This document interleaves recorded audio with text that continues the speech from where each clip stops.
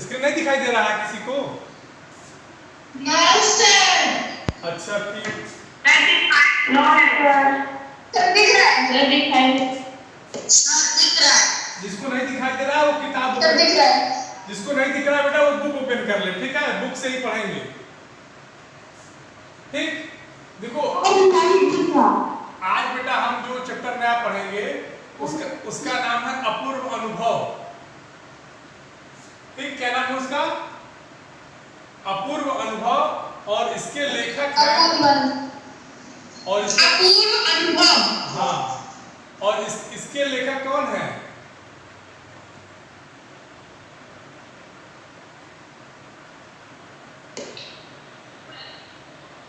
इसके लेखक हैं तोत्सुको कुरियानगी। ठीक, देखो ये जो अपूर्व अनुभव है बेटा, ये दो मित्रों के संघर्ष की कथा है। किसकी कथा है? किसकी कहानी है? दो मित्रों के संघर्ष की कहानी है। और मूल रूप से कहाँ की कहानी है? जापान की कहानी है। ये एक जापानी कथा है जिसको तोतो चान ने और तोत्सुको कुरियानगी ने लिखा था। और तोतो चान के नाम से जापान में कई कहानियां लिखी गई हैं और जापान की सबसे फेमस कहानियों में तोतो चान का नाम आता है। ठीक, और देखो इस पाठ का नाम क्या है? अपूर्व अनुभव। अपूर्व अनुभव क्यों रखा गया? इसके पहले हो सकता है ऐसा कोई अनुभव न रहा हो लेखक के पास, इसलिए उसने क्या किया? अपूर्व अनुभव रख दिया। अब ध्यान से हम पढ़ रहे हैं, कहानी है, इसमें समझने की बात ज्यादा है और एक बार ध्यान से इसको हम समझ लेते हैं।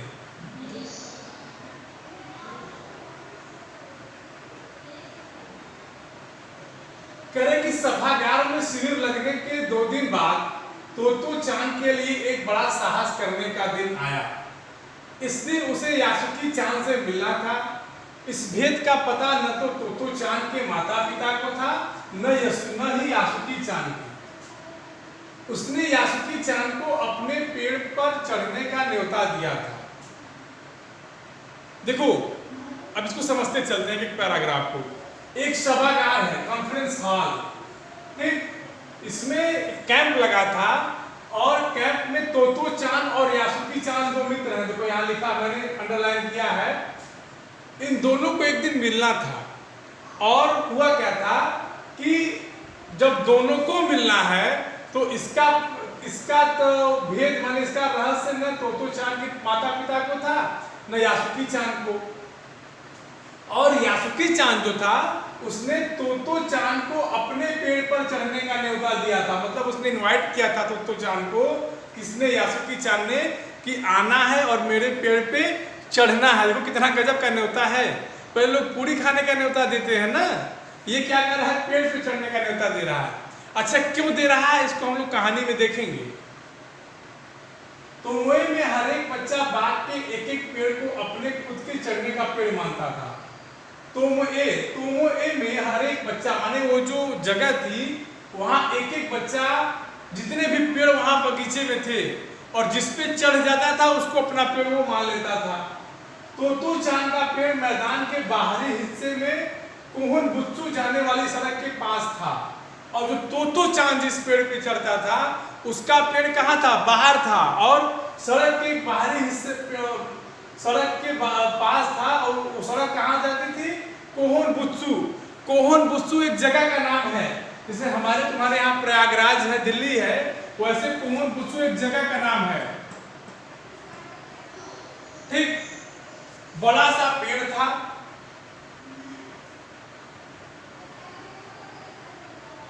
वो पेड़ क्या था? बड़ा सा था। उसका चढ़ने जाओ तो पैर फिसल जाते थे। जो तोतो चान का पेड़ था वो बहुत बड़ा पेड़ था, उस पर चढ़ने में पैर फिसल जाते थे। पर ठीक से चढ़ने पर जमीन से कोई 6 फुट की ऊंचाई पर एक द्विशाखा मतलब होता है जिसमें 2 शाखाएं हो।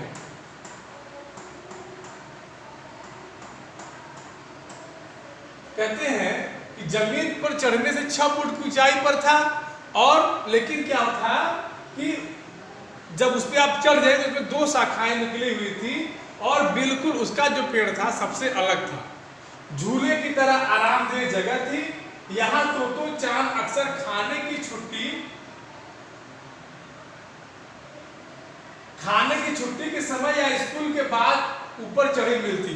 जो तोतो चान थी, जो वो क्या करती थी, स्कूल का जो लंच होता था या खाना या फिर छुट्टी के बाद जाके उसी पेड़ पे चढ़ के बैठ जाती थी। सबको समझ में आ रहा है कि नहीं, ये बताओ? कोई ऐसा तो नहीं जिसको समझ में ना आ रहा हो? कहते हैं कि वहां से सामने दूर तक ऊपर आकाश को या नीचे सड़क पर चलते लोगों को देखा करती थी। जब तोतो चान अपने पेड़ पर बैठ जाती थी तो आकाश में उड़ते पक्षी को भी देखती थी और सड़क पर नीचे चलते हुए राहगीर को भी देखती थी।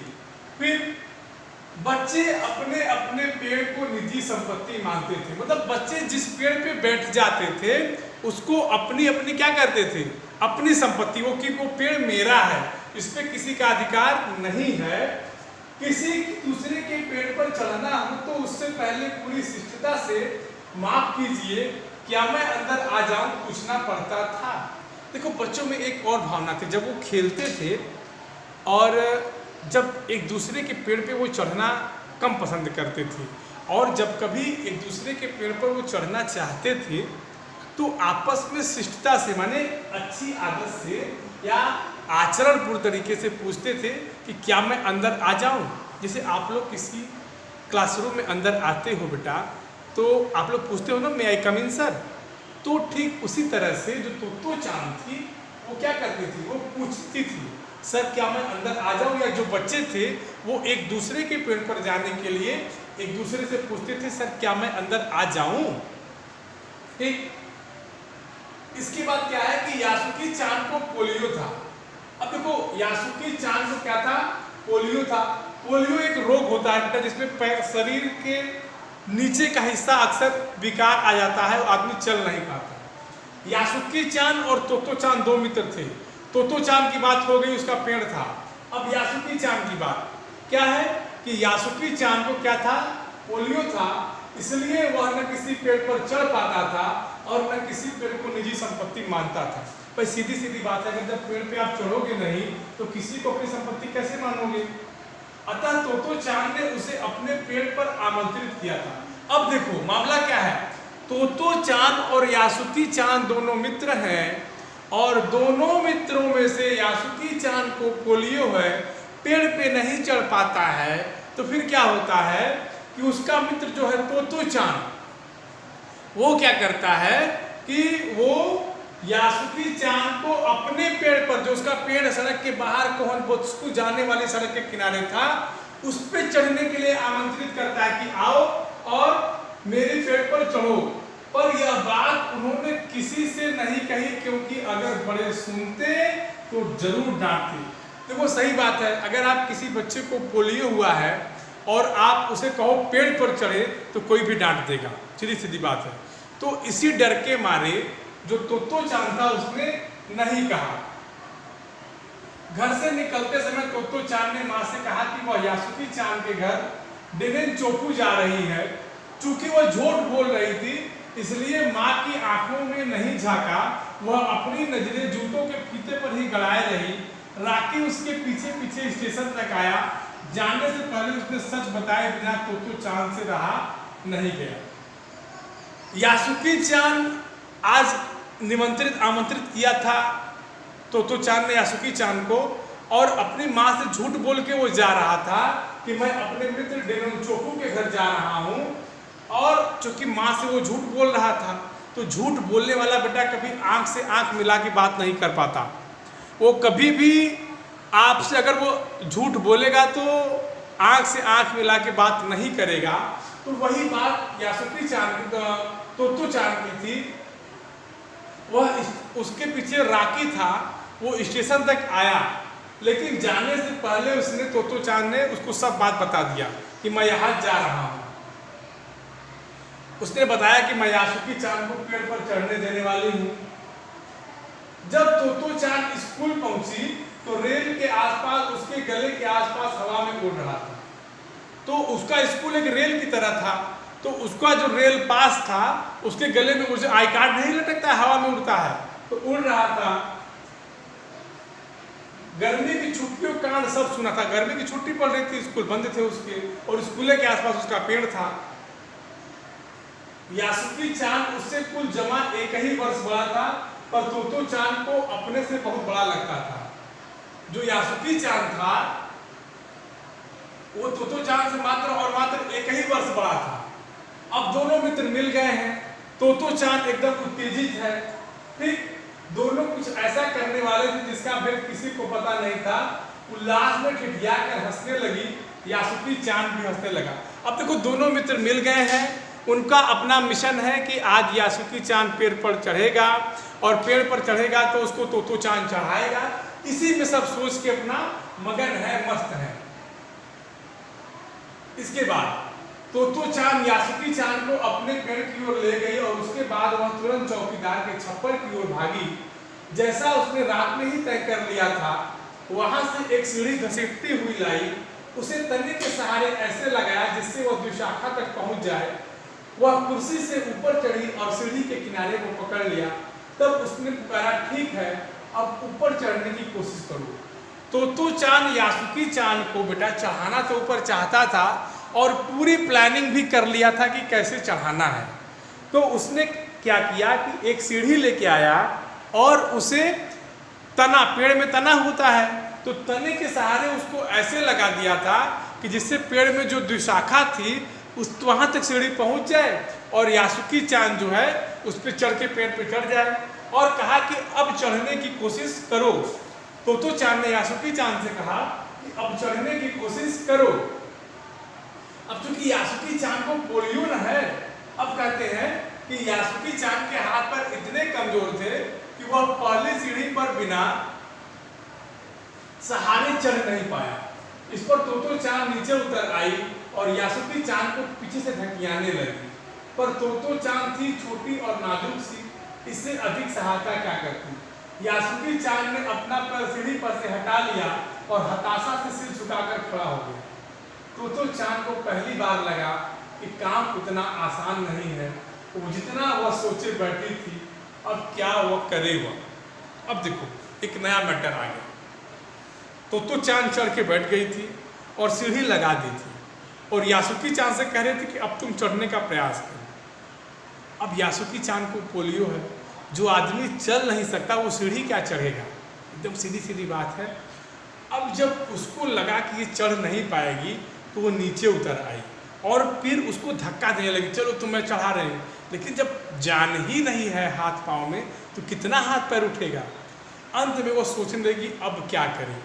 सोचने लगी कोई भी काम आसान नहीं होता, कैसे होगा कैसे नहीं होगा। अब उसके मन में क्या इच्छा थी कि वो पेड़ पे चढ़े, यासुकी चान उसके पेड़ पर चढ़े, या उसकी हार्दिक इच्छा थी। तोतो चान की यह मनोकामना थी, यह इच्छा थी, यह मर्जी थी कि यासुकी चान उसके पेड़ पर चढ़े। क्यों चढ़े? क्योंकि सब मित्र चढ़ जाते थे, यासुकी चान नहीं चढ़ पाता था। यासुकी चान के मन में भी उत्साह था। वह उसके सामने गई, उसका लटका चेहरा इतना उदास था। तोतो चान को उसने हंसाने के लिए गाल फुलाकर तरह तरह के चेहरे बनाने लगे। अब देखो दोनों दोस्त हैं, दोनों उदास हैं। अब एक दोस्त से उसकी उदासी देखी नहीं गई, ठीक। जब उदासी नहीं देखी गई तो क्या किया कि वह बेटा तोतो चान उदास हो गया था। यासुकी चान को लगा कि अपने मित्र को हमको उदास नहीं देखना है, इसको हंसाने के लिए हमें क्या करना पड़ेगा। उसने तमाम तरह के खिलवाड़ किए, जैसे उसने अपना गाल फुलाया, थोड़ा बहुत हंसा बोला भी होगा, ओके। कहते हैं ठहरो एक बात सूझी है। वह फिर चौकीदार के छप्पर की ओर दौड़ी और हर एक चीज उलट पुलट कर देखने लगी। आखिर उसे एक टिपाई सीढ़ी मिली, इसे थामे रहना भी जरूरी नहीं था। इसके पहले उसने जो सीढ़ी लाई थी वो तने के सहारे लगाया था। अब वो गई चौकीदार के घर में, वहां एक एक चीज उलट पुलट के देखी तो उसे टिपाई वाले तीन पैर वाला एक सीढ़ी मिला उसको, और जिसे थामे रहना भी जरूरी नहीं था। मतलब उसको अगर आप रख दीजिए तो आपको पकड़ने की जरूरत नहीं। थामना माने पकड़ना, ठीक। हैं कि वह तिपाई सीढ़ी को घसीट कर ले आई और अपनी शक्ति पर हैरान होने लगी। तिपाई की ऊपरी सीढ़ी विशाखा तक पहुंच रही थी। अब उसको विश्वास नहीं हो रहा था कि मैं सीढ़ी उठा के लाई हूं, और वो जो सीढ़ी थी वो एकदम विशाखा तक पहुंच रही थी। यासुकी चान ने घबराकर तिपाई सीढ़ी और पसीने से तरबतर, देखो उसमें कहती है कि अब देखो डरना मत। उसने बड़ी बहन की आवाज में कहा कि डगमगाए, मतलब उसने तोतो चान से कहा, तोतो चान ने यासुकी चान से कहा कि डरना मत, ये एकदम नहीं हिलेगी, जैसे मन वैसे, क्योंकि पहले वाली सीढ़ी हिल रही थी। यासुकी चान ने घबराकर तिपाई सीढ़ी और पसीने से तरबतर तोतो चान की ओर देखा। उसे भी काफी पसीना आ रहा था। उसने पेड़ की ओर देखा और तब निश्चय के साथ पांव उठाकर पहली सीढ़ी पर रखा। ठीक, अब देखिए क्या रहे। अब क्या था कि यासुकी चान जो था उसने तिपाई सीढ़ी को रखा और तोतो चान एकदम पसीने से डूब गया था। तरबतर माने पसीने से डूब जाना। और उसने पेड़ की ओर देखा और निश्चय के साथ उसने सोचा कि अब मैं चढ़ूंगा। उसने अभी प्रतिज्ञा कर ली थी कि अब मैं चढ़ूंगा, और पहली सीढ़ी पर रखा। दोनों को बिल्कुल भी पता नहीं चला कि कितना समय यासुकी चान को ऊपर तक चढ़ने में लगा। सूरज का ताप उन पर चढ़ रहा था।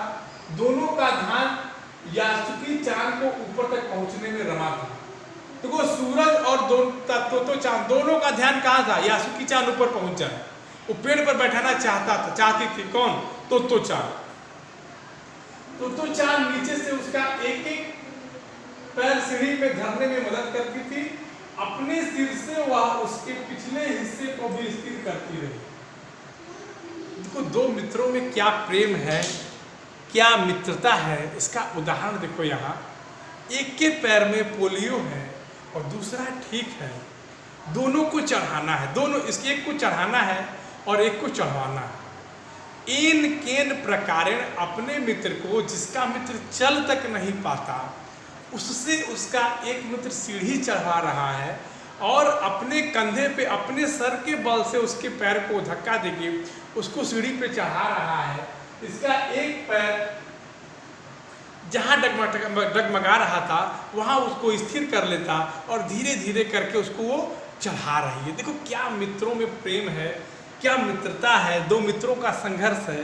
एक पेड़ पर चढ़ने के लिए संघर्ष कर रहा है, दूसरा पेड़ पर चढ़ाने के लिए संघर्ष कर रहा है। क्या अजीब मित्रता है। जापानी लोक कथा की ये बहुत बड़ी विशेषता है बेटा। तोतो चान, वहाँ का तोतो चान की बहुत कहानियाँ लिखी गई हैं। आप कभी गूगल फॉन्ट से जाके डाल करोगे तो तोतो चान पे आपको बहुत कहानी मिलेगी। उसकी उसी एक कहानी है।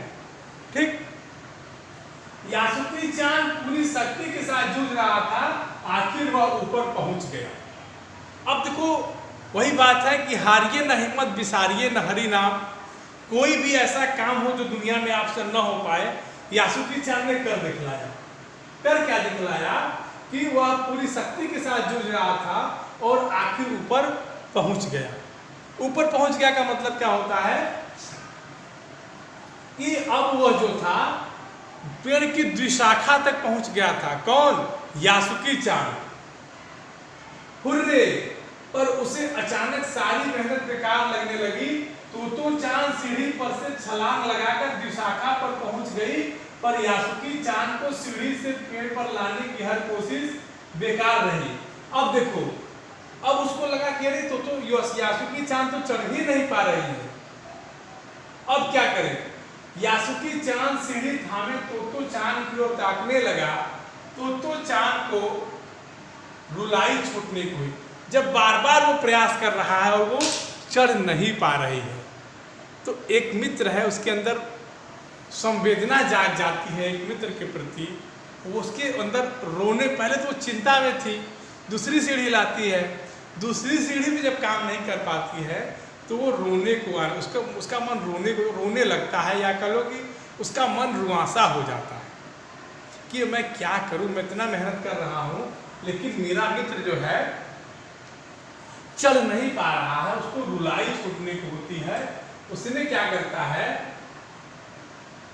उसने चाहा था कि यासुकी चान को अपने पेड़ पर आमंत्रित कर तमाम नई चीजें दिखाए। देखो एक मित्र की अभिलाषा थी कि उसका मित्र भी जो कभी पेड़ पर चढ़ नहीं पाता है वो पेड़ पर चढ़े और उसको जो भी दिक्कतें हों, जो भी चीज़ें जो न देख पाया हो, उसको मैं सब दिखाऊं। पर वो रोई नहीं, उसे डर था कि उसके रोने पर यासुकी चांद भी रो पड़ेगा। देखो, उसको एक आत्मबल, आत्मसंबल भी है कि अगर मैं रो दूंगा तो मेरा मित्र भी रो देगा, तो मुझे रोना नहीं है। मुझे क्या करना है? मुझे रोना नहीं है। उसने यासुकी चांद का पोलियो से पिचकी और अकड़ी उंगलियों वाला हाथ अपने हाथ में थाम लिया। वह खुद के हाथ से बहुत बड़ा था, उंगलियां भी लंबी थी।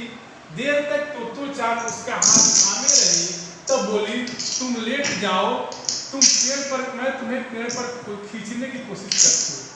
अब क्या था कि दोनों ने अपनी अंगुलियां, एक हाथ की, अपने हाथों की अंगुलियां एक दूसरे के हाथ में दी और क्या कही कि तुम लेट जाओ और मैं तुम्हें पेड़ पर खींचने की कोशिश करती हूँ।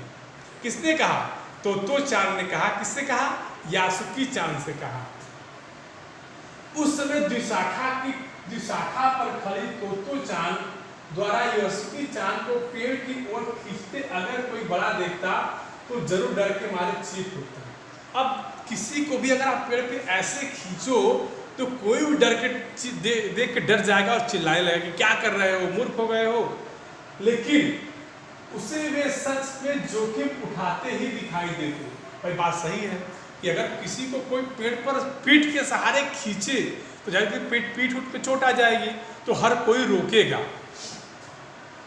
पर यासुकी चांद को तोतो चांद पर पूरा भरोसा था और खुद भी यासुकी चांद के लिए भारी खतरा उठा रही थी। दोनों मित्रों को एक दूसरे पर भरोसा था। देखिए, भरोसे की दुनिया कितनी उम्मीद का पंख लगाती है कि तोतो चांद को भी यासुकी चांद पे भरोसा है और यासुकी चांद जो खुद भी दिव्यांग है उसको भी भरोसा है किस पे? अपने मित्र पे, कि मेरा मित्र मुझे गिरने नहीं देगा। वह अपने नन्हे हाथों से पूरी ताकत से यासुकी चांद को खींचने लगी। बादल का बड़ा टुकड़ा बीच बीच में छाया करके उन्हें कड़कती धूप से बचा रहा था। काफी मेहनत के बाद दोनों आमने सामने पेड़ की द्विशाखा पर थे। पसीने से तरबतर अपने बालों को चेहरे पर हटाते हुए तोतो चांद ने सम्मान से झुककर कहा, मेरे पेड़ पर तुम्हारा स्वागत है। अब देखो, एक मित्र जो है दूसरे मित्र को अपने पेड़ पे चढ़ा लिया था। खींचते खांचते टहलते अंत में चढ़ा ही लिया। देखो, ये मित्रता होती है। यासुकी चांद डाल के सहारे खड़ा था। वो झिझकता हुआ वह मुस्कुराया। तब उसने पूछा, क्या मैं अंदर आ सकता हूँ? देखो, वही पुरानी बात पहले पैराग्राफ में थी ना कि बच्चे शिष्टता से पूछते थे, क्या मैं अंदर आ सकता हूँ? तो यासुकी चांद तो कभी पेड़ पर चढ़ा था नहीं, लेकिन उसने व्यवहार और आचरण देखे थे। अब वो कहता है कि क्या मैं अंदर आ सकता हूँ? उस दिन यासुकी चांद ने दुनिया की एक नई झलक देखी जिसे उसने पहले कभी न देखा था। तो ऐसा होता है पेड़ पर चढ़ना, यासुकी चांद ने खुश होते हुए कहा। अब यासुकी चांद जब पेड़ पे चढ़ गया, अब बेटा जब यासुकी चांद पेड़ पे चढ़ गया तो कहता है कि ऐसी होती है दुनिया। उसे अब अंधे को अगर आंख मिल जाए तो कितना खुश होता है कि नहीं?